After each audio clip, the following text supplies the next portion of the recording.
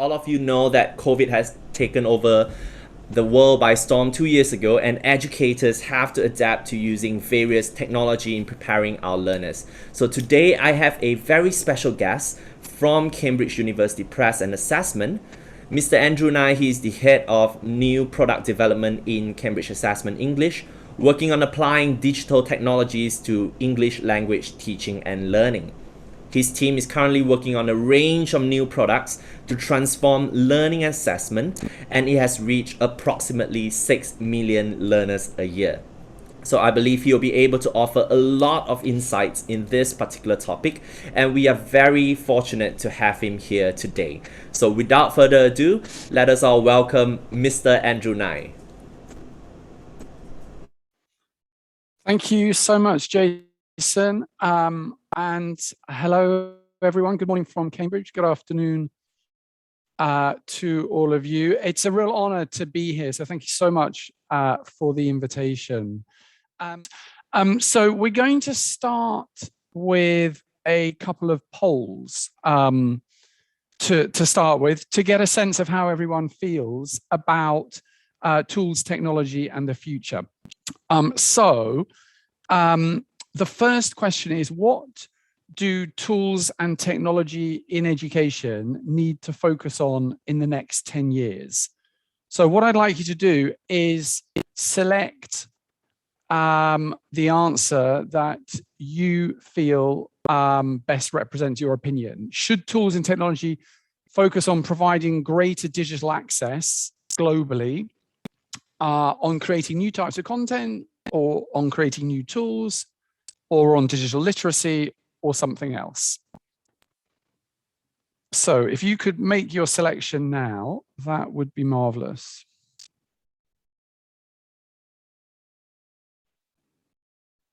Okay, I'm going to end the poll now, and I will share the results. So most people who have voted, about just under 50%, have selected creating new tools for teachers and learners. So that's interesting. We'll come back to that a little bit later. And then the second question is about to appear, I think, on the screen, which is, what skills will have the most impact in the world of work?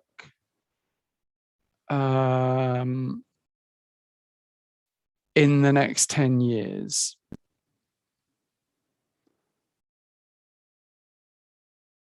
So we have the results of this question.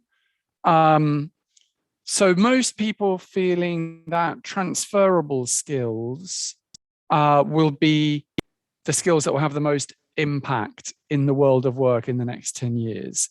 So that's interesting, rather than specific technical skills. But again, we'll come back to that a little bit later. Okay, so that's enough with the polls. What I'm going to do now is just start thinking a little bit about the sorts of global trends which are happening nowadays, specifically the ones which are bringing about the greatest changes in how we live. And we're just going to think a little bit about that before getting specifically into educational technology. And the sorts of trends which I'm talking about, and which we're all familiar with, are things like Black Lives Matter and racial justice and social justice campaigns, climate disasters and climate change protests, and of course, the COVID pandemic. And in a lot of these things, a lot of these social changes, we see young people in particular restless for change. And education is at an interesting point right now. And in many ways, the system is stuck in an old world that is refusing to die, and a new world that's refusing to be born. And we know the arguments which are often leveled against the existing educational model and system. So the sorts of arguments that it's an industrial model, that it comes from a bygone age when the purpose of education needed to be something different. And depending on who you talk to, we're either about to enter the fourth industrial revolution, or we're in a knowledge economy, something that's quite different from the kind of prevailing model of education. And so this makes us ask some fundamental questions about what school is preparing students for now. And at the top of this iceberg model, you can see that children will be hired into a job for their skills. But these skills will become obsolete at some point. We know that because in a lot of jobs, because the pace of change is so much faster in the world now.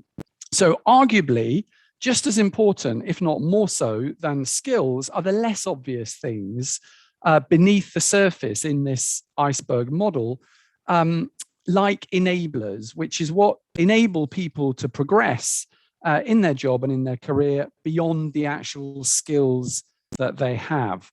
And then people will need to be able to adapt, to relearn and to unlearn. And so the right mindset is crucial in helping them do that. And then finally, a sense of identity will be how they understand their purpose in the world of work. And so I guess the question for us is, to what extent are education systems addressing all of this? And there seems to be a mismatch now between the prevailing model of education on the one hand and the world outside schools on the other hand. And this has led to a number of issues that we see a lot.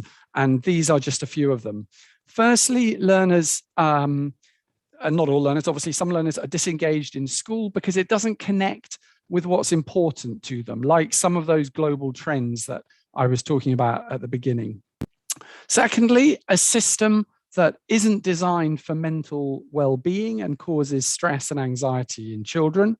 Thirdly, a curriculum that needs to properly address issues of diversity and inclusion. And then finally, we're seeing the emergence of a creator economy online, where you can build your own community and monetize that. And we need to encourage learners to be an active part in the education system and be content creators, not just content consumers. And there was a hope that technology would create this greater engagement in education at all levels, but it hasn't really delivered, and we're a long way from fulfilling the potential of education technology. And I think the crucial question is why? Why is that the case? And my perspective on this comes from a lot of the work that we've been doing in the new product development team in Cambridge, and from something we've been running called Shape Education. And Shape is a program of events to get different perspectives and deeper insights on the future of education. And it does that by connecting people across sectors. So connecting policymakers and heads of schools and technologists and assessment experts, learners themselves and teachers, and so on and so on. And then accelerating positive change through that cross-sector collaboration. And we ran a recent Shape event on the future of schools. And at that event, Mario Borosevich from Emerge Education said that when it comes to actual learning, he thinks that he thinks that we're still in the stone age of edtech. And there was an interesting discussion around this. And some of the key points that came out of that discussion are these. Firstly, that we've used technology to digitize textbooks and to put PDFs on screen. And in doing that, we have in our heads a particular model or a particular template for education, which means that we've essentially digitized our traditional existing practice, but we haven't really improved, and we certainly haven't transformed learning and pedagogy.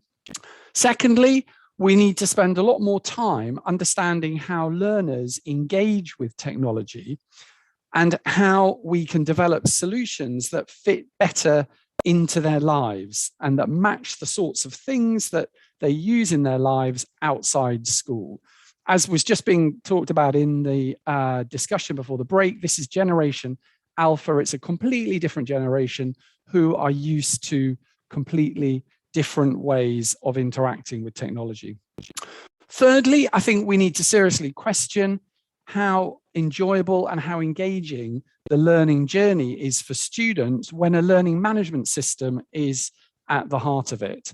Are we overlooking this element in this element of enjoyment and engagement with too much of a focus on outcomes, on grades and on assessments and so on? Fourthly, the technology is generally not user-friendly. Have we developed a range of solutions, all with their own dashboards that collectively don't talk to each other and are just way too confusing for teachers and schools?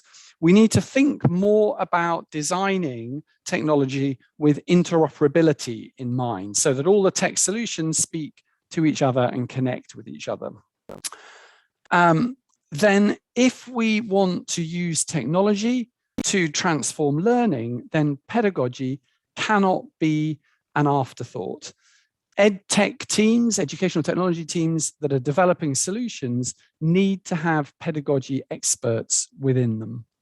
And then finally, we need EdTech to be both evidence-informed and robust, but also agile and innovative. We need to know that EdTech solutions work, but are we overcomplicating how we think about that and how we measure, and measure impact? So how can we get greater insight more quickly into what works? And then in addition to those 6 points, probably the most important and possibly the least concrete point is around thinking with different mindsets and models. And if we try to understand emerging technologies through the lens of concepts that we're familiar with, then it will lead to us missing the point of these new technologies. We need to break down the paradigms of how we've been taught to think about education in terms of the classroom, the role of the teacher, and so on. And this model, the SAMR model, SAMR model, gets to the heart of that point. And a lot of the ways in which we're using technology are in the substitution and augmentation phases, which, as you can see in the gray box on the right, is enhancing what we do at the moment. Where we want to get to is using technology for transformation, which is about modification and redefinition. So what can we do about all of this? Well, one easy thing that we can do is to think about this SAMR model and think about whether we're using technology for S, for A, for M, or for R. And is it just S or M? If it's just substitution or augmentation, then should we be using technology at all? Would we be better off without it?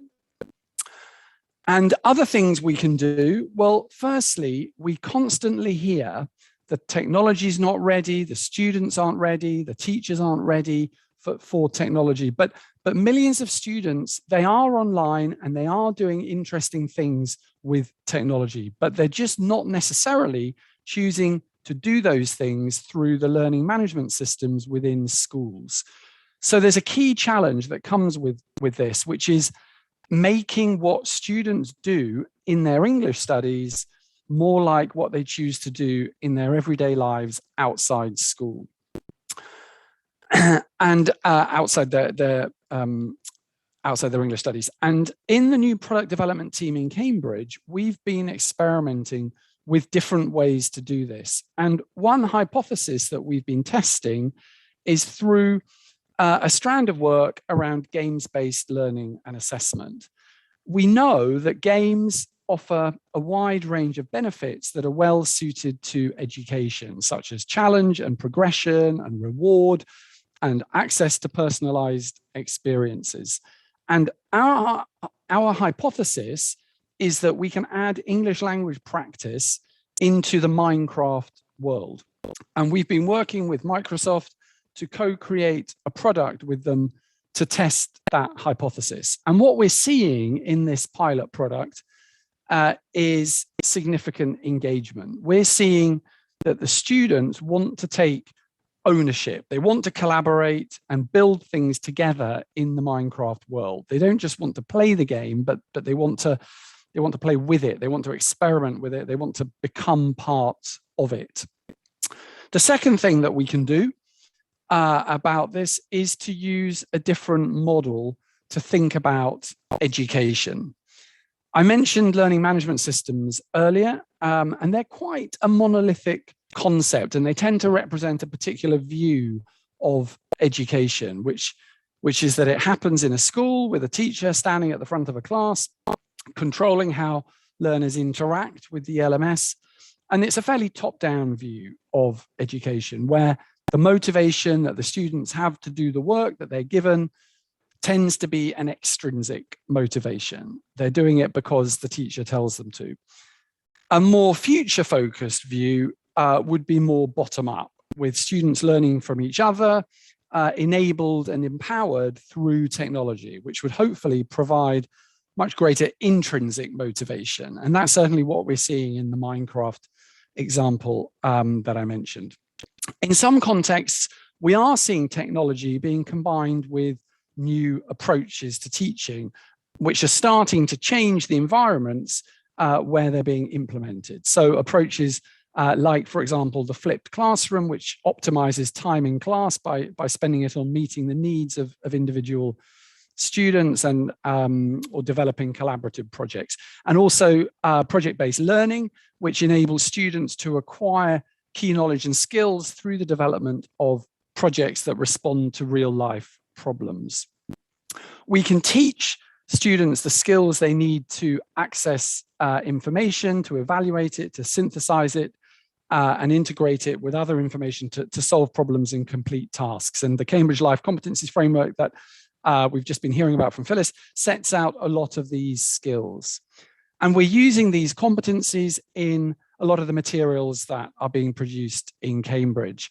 So in the new product team, we've developed some Cambridge English Kahoots for young learners, and there are currently 9 of them available to play, and they bring rich Cambridge content into the Kahoot environment where interactions and music and bright colors help to create an exciting learning atmosphere and encourages engagement.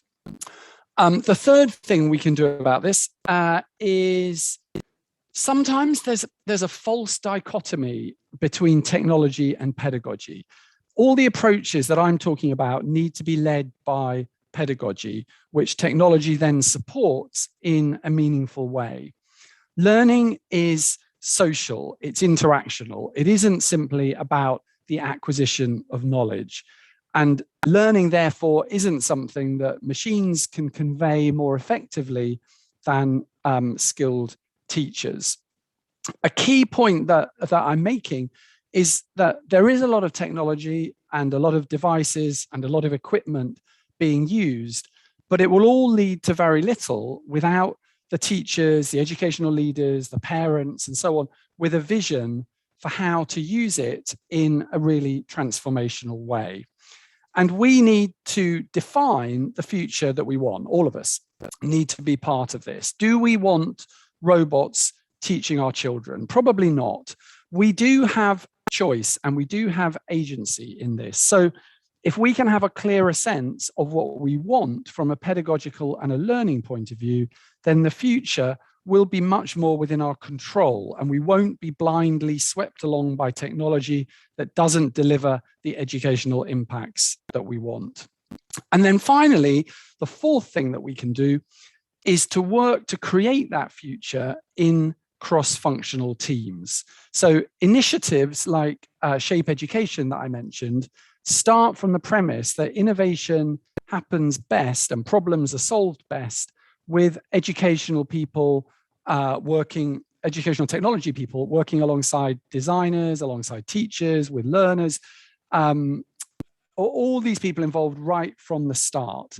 But that's not typically how the education system tends to work. And Jeff Stead, who used to work with us in Cambridge, and he's now Chief Product Officer at Babbel, describes what we currently have as something a bit like in one of those cowboy films where everyone is pointing a gun at everybody else and no one moves. And without really realizing it, all these players in the system are holding each other back from being able to innovate. And they're all accidentally blaming each other. So the schools want to innovate, but they say that the way assessment works prevents them doing that.